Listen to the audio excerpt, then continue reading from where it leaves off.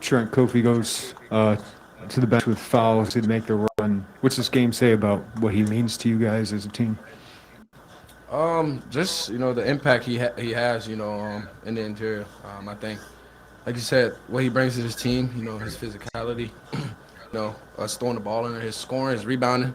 So he does a lot for us, offense and defensively. So kind of, we didn't have him, that second half of in the first half, second part of the first half. He had foul trouble, so it kind of put a lot of pressure on us because with such all the good shooters we have, we kind of tend to, you know, um, stay outside, shoot, a lot of threes, and we don't go inside as much because him, being out. So we got to do a better job of trying to get to the free throw line, and then while he's out, withstanding that lead.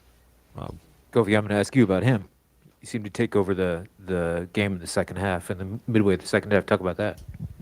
Yeah, it's incredible, man, what he does. Just taking over and getting on those heaters. Every time I see it, it's like it's new to me. It's like I'm in awe. I'm just watching it. Like I don't know if you watch the game and you watch my face after he shoots it, but like I'm always like smiling. Like it's a joy, just watching him do what he does.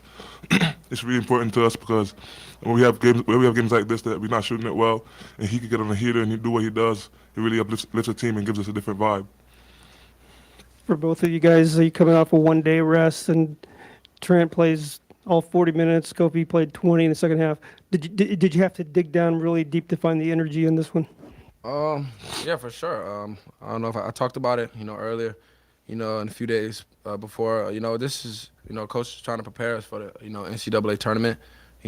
Play a game, one day prep, play a game. So, it's not we're not used to. We played, games back to back, early in our season. So, it's something where you just got to be mentally, focused, and do everything before the game, beforehand to, prepare your mind and your body, to feel good to go out there and play. So, like I said, you just got to be, mentally strong, and dialed in on everything. Yeah. Yeah, Kofi, go ahead. Yeah, man, same thing.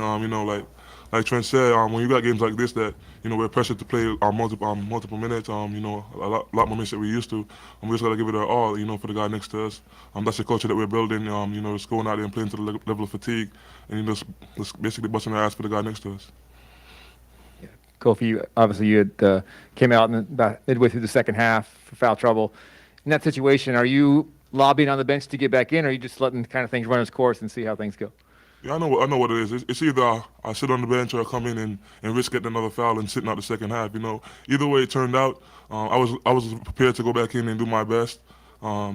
It went the way it did, and coach told me at half that he's not taking me out of the game. So I had to mentally prepare for that, knowing that I'm not coming out. So I got to give my best, and I got to make sure I control my breathing, talk to these guys, uplift them every time I can, and it's basically giving all our effort.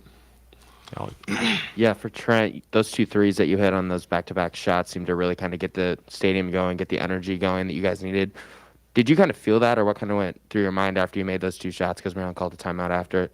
It was kind of in the flow. I tend, like I said, I tend to go on those, heaters where I'm just feeling good. Coach dialed up a play, to get me a shot. So, I seen one go in, and I had another opportunity, so I took another one. So.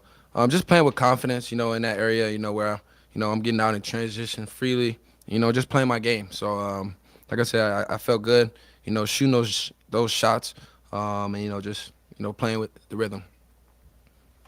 A question for both of you guys. Could you talk about the minutes that DeMonte gave in the second half covering Dante Scott?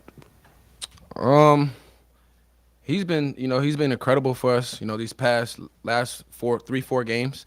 Guarding, every team's best, 4-man. He's done a unbelievable job last game guarding point guards. And now tonight, with his defensive effort, what he does with his team is incredible because, it kind of tends, to take me off the ball. I don't have to be on the ball all the time. So, that gives, me opportunity, to, get my breather a little bit. So, with his energy and effort to go, and only let Dante give up 2 points in the second half there is incredible, and and that's why we won the basketball game tonight. He was outstanding for all the minutes he played for us. He had tremendous effort throughout the entire game. In the way back? Yeah, DeMonte's just the X factor for us. It's really hard to replace a guy like that. You probably see one or two guys like him in the country. Probably Mark Vital from Baylor last year. But like, this is a guy that comes out there and he does all the dirt. All the dirty work. He comes down. He plays hard defense. He sacrifices a lot. He's just that guy that's about the team and about winning. He's willing to give his all for the team. And for the guys next to him.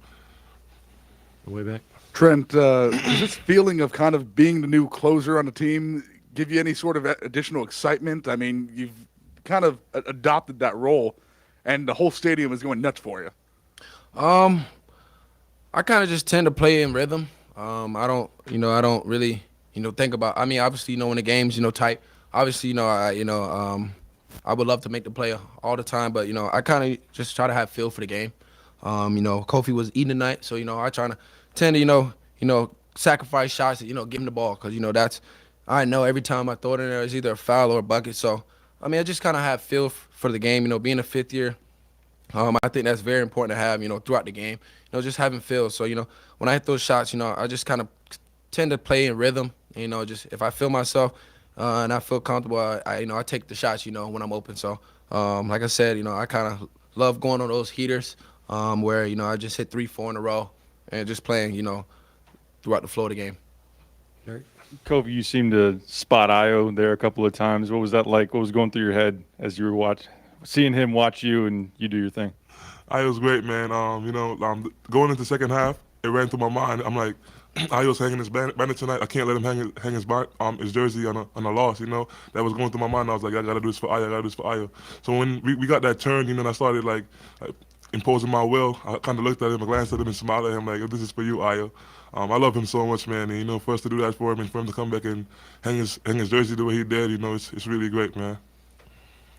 Trent, we saw you go on one of those heaters against Missouri and against Arizona. What comes over you? Like, can you describe the feeling when you're kind of on one? And do you take a moment to kind of embrace the whole environment when it starts to really get behind you there?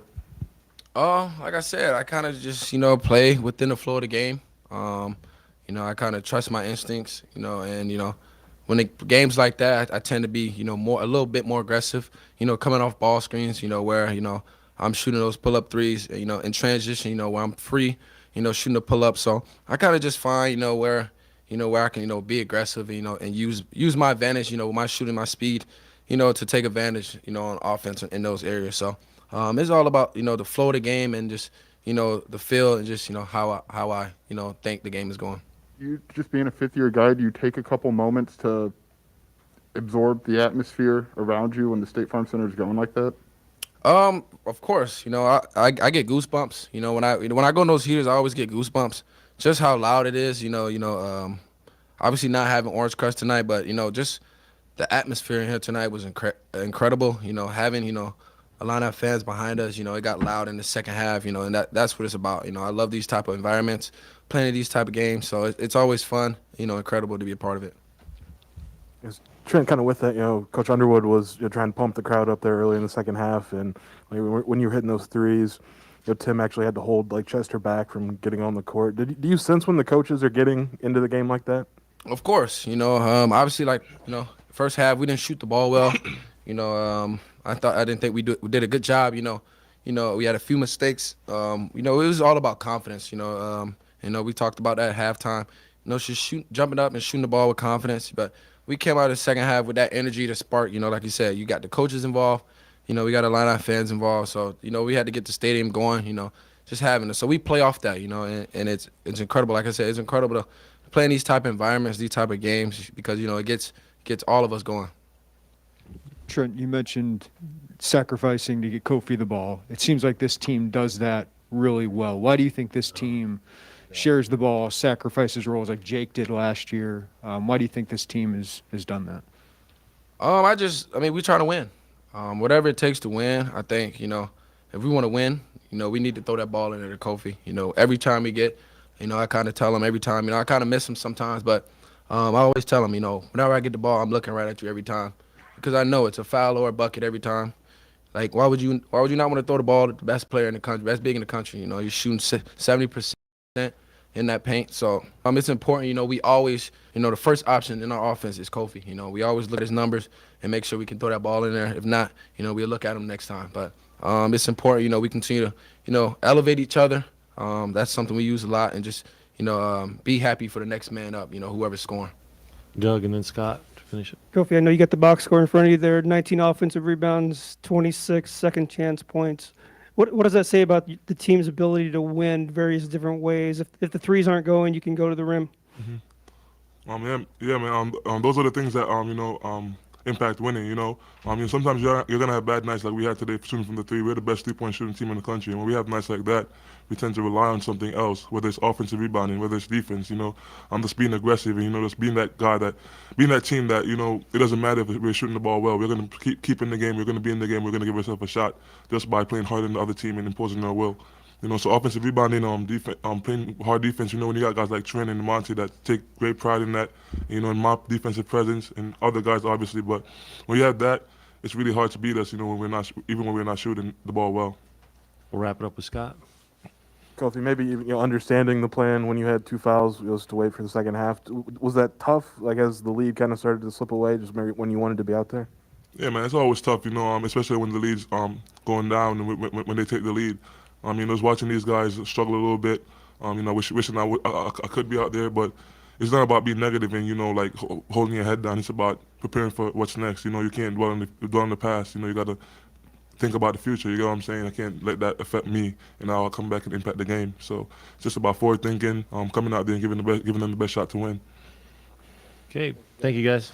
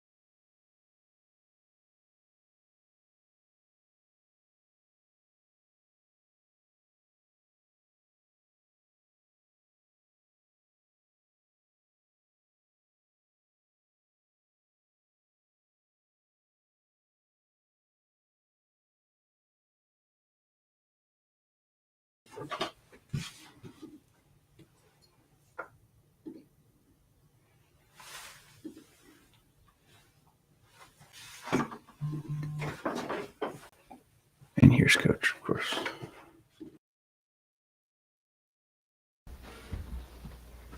All right, Coach, we're ready when you are.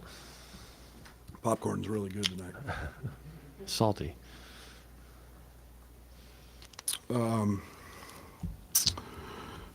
Typical Big Ten game, I think. I had some concerns coming in.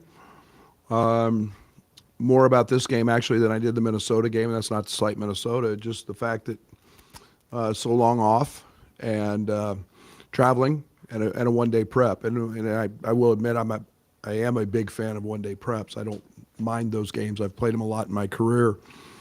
But, just the mental sharpness and the mental focus and then the fatigue. So I thought that we got off to a really good start.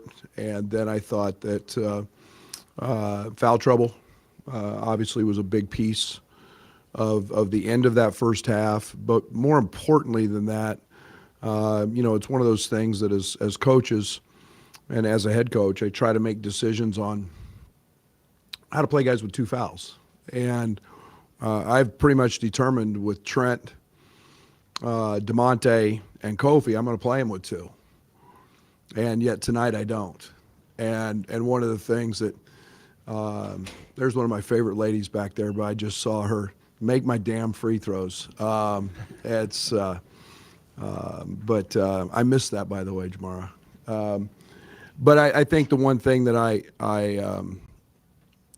felt like that they were some close call. The game was being called really closely. I thought, Kofi's fouls were a little, at the rim. Fats Russell does a tremendous job of getting downhill. And so I chose to set him. We had a 14-point lead, and we obviously went down at half. But I'm more disappointed in the fact that I didn't think we played very well in that stretch with any rhythm offensively. We got to get better at that. I thought the ball became stagnant, and everybody knows that I thought we got good looks, but we shot them out of rhythm. But my hat's off to DeMonte Williams.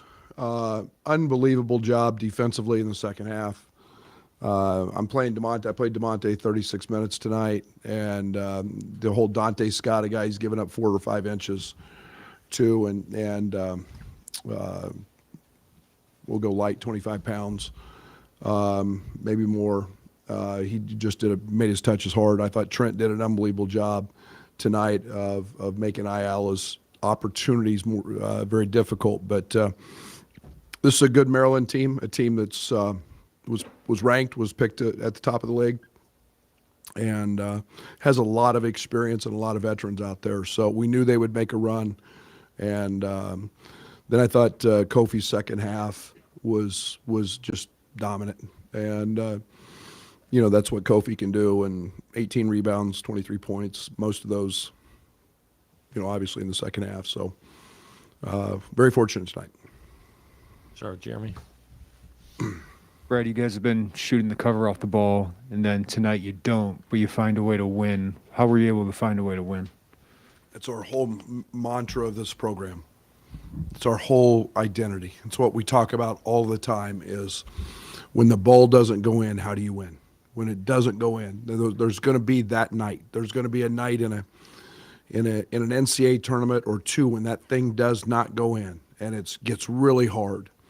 And, I think you do that with defense, and I think you do it with dominant rebounding. I should mention Coleman Hawkins, 8 rebounds, 6 offensive, and gave us opportunities. And so we had one of those nights, and we looked like a team that had played 36 hours ago, 48 hours ago, and wasn't quite clicking, weren't in the right rhythm tonight. Doug? Coach, coming off one-day rest, and it's kind of an Ironman situation with Trent Frazier, who went all 40 minutes. Kofi played all 20 in the second half. Did the guys have to dig down a little bit deep for some extra energy in this one? Yeah, the good thing is I don't ever have to worry about Trent being tired. He's the Energizer Bunny. He's always got that energy. The timeouts hit right. I tried to sub Kofi out at 2 different occasions in the second half, and he literally said, "I'm good, don't take me out." And that's when you trust your veterans. He's not trying to be a hero. You just trust your veterans and to how they feel. So, DeMonte playing that long, again, I thought we got great combination of DeMonte, Jacob, and Coleman all did a nice job tonight. That stretch in the first half when Kofi was out and maybe the offense did get stagnant, did that just maybe illustrate how important he is beyond, scoring 23 points, maybe just how much he opens up? Yeah, absolutely. And, I think it's, everybody's got to figure out how to guard him and what they do. And, this is a copycat league. I mean, people are going to see how, they didn't do anything tonight that we haven't seen. Minnesota changed a whole defensive scheme to play us, instead of going under because of our 3-point shooters, and they chose to single cover him. So everything's going to be predicated around how teams choose to defend him. But our rhythm, our ball movement was really slow, and we missed a couple opportunities at the rim, and Jake had an uncharacteristic tough night, and but that happens, and we just got to learn to play in better rhythm. Alec? Yeah, Coach, you talk all the time about how much confidence you have in Trent Frazier to knock down shots. He hits 2 threes in a row, and those seem to be kind of a big swing in the game. He says he goes on these heaters. For you as a coach, how much fun is it for you to see him do that on a routine basis now? Yeah, he's we've seen that now for a lot in his career. And the good thing with Trent is it doesn't matter if he's one 1 for 100. It's the next shot for him, and it doesn't bother him, and he finds an opportunity, and he just jumps up and knocks him down, and you know, he gets a couple looks and he gets that feeling now. We all know he's very capable of 30 and a half, and we needed every one of those tonight. Hey, Coach, you talked about Coleman Hawkins. How do you feel he's settling into that role coming off the bench? Yeah, you know, we started him early, and now bringing him back off the bench, and I think he's settled down. I think he's understanding where his role was. We were unfair to him early. You know, we had everybody out with injuries and sickness, and we were playing him at the point. We were playing him on the wing. We were playing him at the 4. We were trying to play him some backup 5. Now and tonight we actually did play him a little bit at the 5, but you know, that's. He's settling into his role, and that's been impressive. And I think we're going to start seeing those numbers like we have tonight and at Minnesota, and just continue to get better. Andy? And I know kind of when you're at halftime and you know you're going to kind of ride Kofi a lot in that second half, what do you kind of tell him after being out for so long, and how do you kind of prepare him for just kind of what you guys kind of need to do? Get loose. It's really that simple. Get loose. Big boy, we're coming. And I thought we did a nice job. I mean, it's a simple answer to a question that I think Maryland knew what we were going to try to do, but just get loose. He'd set for a long time, and you know, that's you know, the first play of the half was to him, and we were going to keep riding that until they guarded him or didn't guard him. Yeah, Coach. Obviously, with Iowa in the building tonight and raising his jersey, and you got another guy on the floor whose jersey's probably going to go up as well. Are you able to step outside your coach's role and appreciate that, you know, over the last 2 seasons, these 2 players, you know, some of the best in Illinois basketball history, and what they've meant to this program? Yeah, there's so many people, and you know, his mother sitting back here, and you know, I told the team afterwards. To me, this is what makes Illinois basketball so damn good, and so powerful, and I use that. And you know, here's a guy that chose to come to us when we weren't winning. We stunk. We were a bad basketball team, and believed in us. Iowa was coachable. He was a guy that was character over characters, filled that. But he's the definition of everything that we want our program to be about. And it's no surprise he's having a great NBA career, and he'll have a long one as good Lord blesses his body and he stays healthy. He'll play in that league for a long time. And but it's always really special to know, one, he texts me all the time. I'm following him. He's following us. He bleeds orange and blue, and this is always home. And this is always home. And he's one of 34. Is that right? 34 now? I think so, yeah. That have his jersey hanging up there. And the history of this program is so powerful. People don't understand it. And all that being said, better young man than he is player, and he's a great player. And he'll always be special. These aren't, you know, hey, say goodbye, thank you, great job, good luck. Oh, these are lifetime relationships, and that's what we're trying to build here. And the other one will come at some point. But man, it's fun to coach really good players who are really good people. In the way back? Brad, you had a long embrace with Io there at the end. You're able to share a little bit about what you told him, and do you agree with Kofi's assessment that you guys couldn't lose on Io's night? They might have wanted to tell me that before the game. Yeah, I think there's a lot of reasons to try to be special on a night like this, but I won't tell anybody what Io and I talked about. But it was fun. I have so much respect for him. Had a nice pair of shoes for him that we had made up, and he'll sign one. I'll sign one, and then we'll give him to a charity of his choice, and see if we can make a lot of money for somebody who truly who we can help out that way. But fun night, fun to be a part of it, and a lot of love for that young man and his family. Another one in the back. Coach, two-parter for you. number one, is this the type of toughness that you've been wanting to see all year long, playing back-to-back games in such a short period and getting 2 wins? But also, as a coach now, how do you handle this break you got before the next game, this extended break? Well, we need the break. We need the break. But yes, this is, we talked about this before the game. This is an NCAA tournament format. This is a setup, Thursday, Saturday, Friday, Sunday. You've got to handle those situations, and it becomes as much mental as it does physical. I thought we did a pretty good job of preparation and understanding of that. But we'll take tomorrow off. Guys get treatments. Recovery is a big piece of what we do. And then it's nice we've got Saturday to work on us, and we really need to dive into situations and having an opportunity to continue to work on flowing offensively. But yeah, it comes at a good time after being after 2 back-to-backs and a long layoff. Right. Maryland's a team that has given you some trouble over the past few years. Is there a way to defend the bigger wings and things? They're posting up, they're running isolations with those guys. What's the key to defending those guys in those situations? Well, I felt great that we got them into ISOs, that they quit running their stuff. I mean, that was everything they were trying to do. Usually Ayala with Trent, and I realize how strong Trent is.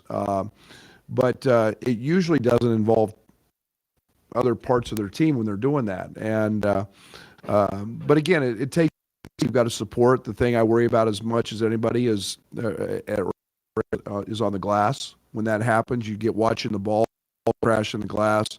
But I thought I don't worry about DeMonte. DeMonte's really strong. He's got great length. He's got that 7-foot wing.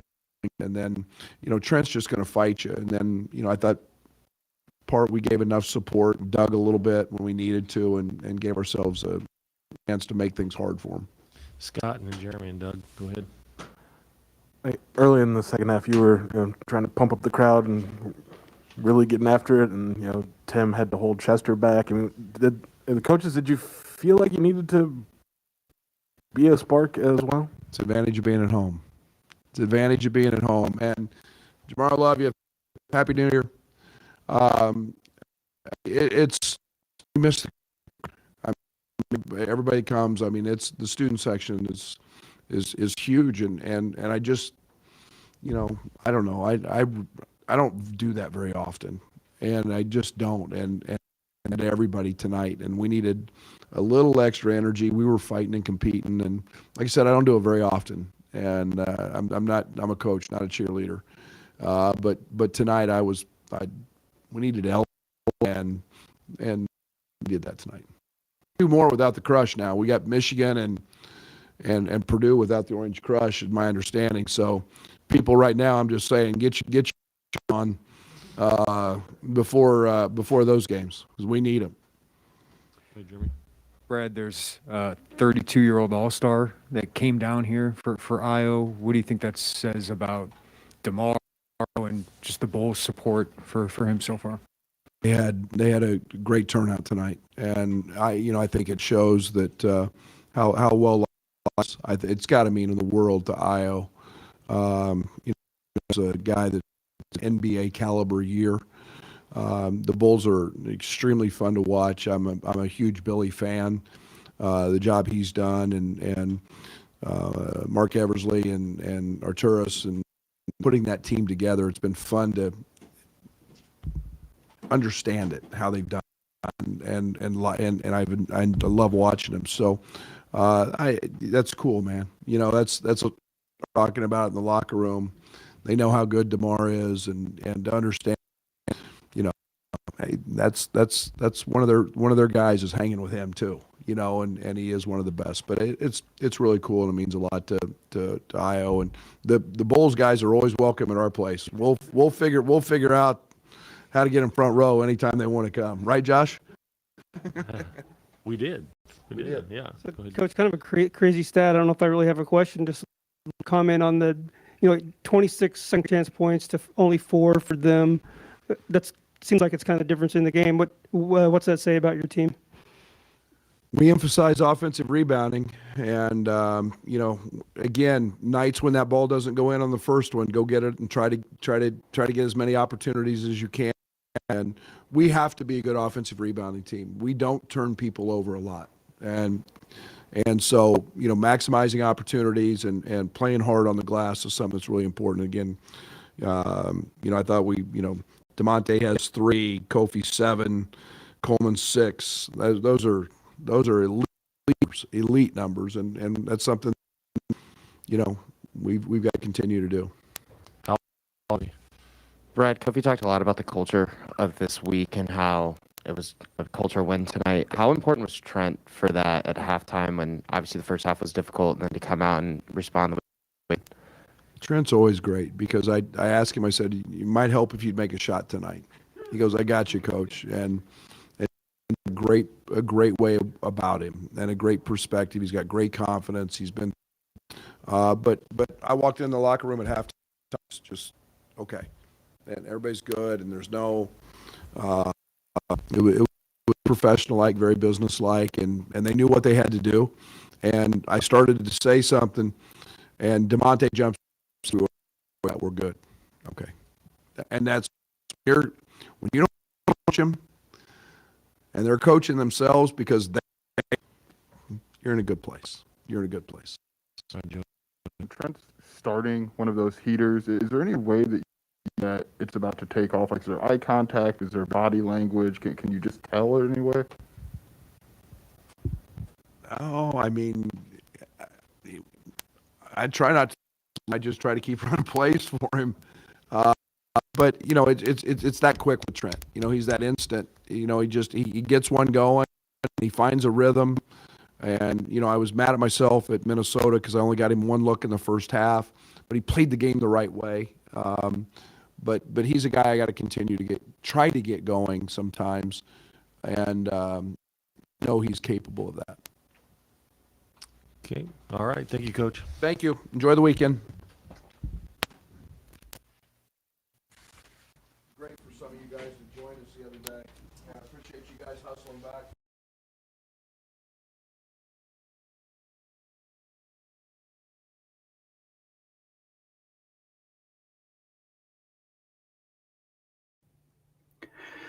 All right, Illinois wins it 76-64 over Maryland to improve to 11-3. Now 4-0 in Big Ten play for the first time since the 2009-2010 season. Brett Barron's back here in our WCIA3 studios. We will have the entire Io DeSumo postgame press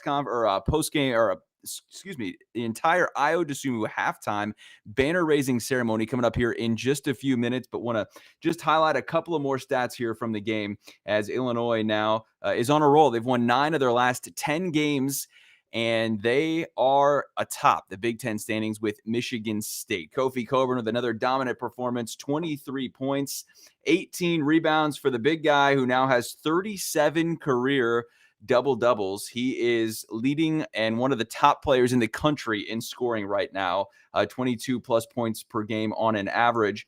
And Illinois really got out to a great start in this one. Then Maryland went on a huge run. It was close at half, and really in the second half, I thought Illinois' defense buckled down. They started making some more shots. Trent Frazier hit 6 shots in the game. 4 of those threes. He has 16 points, 12 points from Alfonso Plummer. And Kofi Coburn sets his own record, tying his record with 18 rebounds. He is a dominant force. His name and jersey and banner will be in the rafters one day as well. But this night was all about Io DeSumo back in the house along with DeMar DeRozan, his Chicago Bulls teammate. DeMar's going to be an all-star this season. Great to see him supporting his teammate there in Io as well as Illinois comes out and gets the job done, and they will be off here. They've played 2 games in 3 days. Now they will not play again until next Tuesday at Nebraska. So Illinois will get a little bit of a chance to reset, get some practice in. Brad Underwood definitely wanted that practice time that he did not get after Christmas break due to the team's COVID-19 pause. So they will work on some things and get ready to go face a Nebraska team that is towards the bottom of the Big Ten, and then get set for a fun weekend, not this weekend, but next weekend, as Michigan will be in town next Friday night for an 8 o'clock game at State Farm Center, followed by the Purdue game on Monday morning. It's an 11 a.m. game against the Boilermakers, who are 1-2 going into tonight in the Big Ten Conference. So a little bit of a surprise there. Michigan struggling as well in the Big Ten so far, but those are going to be two marquee games next weekend for the Illini on a Friday, Monday. But first things first, a trip to Nebraska on Tuesday, a game that Illinois should win, and they could be 5-0 in the Big Ten Conference going into that fun weekend. All right, that'll do it for us here in the studio. Thanks so much for watching our WCIA3 live stream. We're going to have another one coming up, so I'm going to sign off here right now. We've got Ayo Dosunmu's full halftime banner-raising ceremony coming up for you, including his interview during halftime with the media. I want you to be able to listen to all of that. We've got that coming up here in just a few minutes. Thanks so much once again for listening to our WCIA3 postgame feed. Hope you enjoyed the game as Illinois wins it 76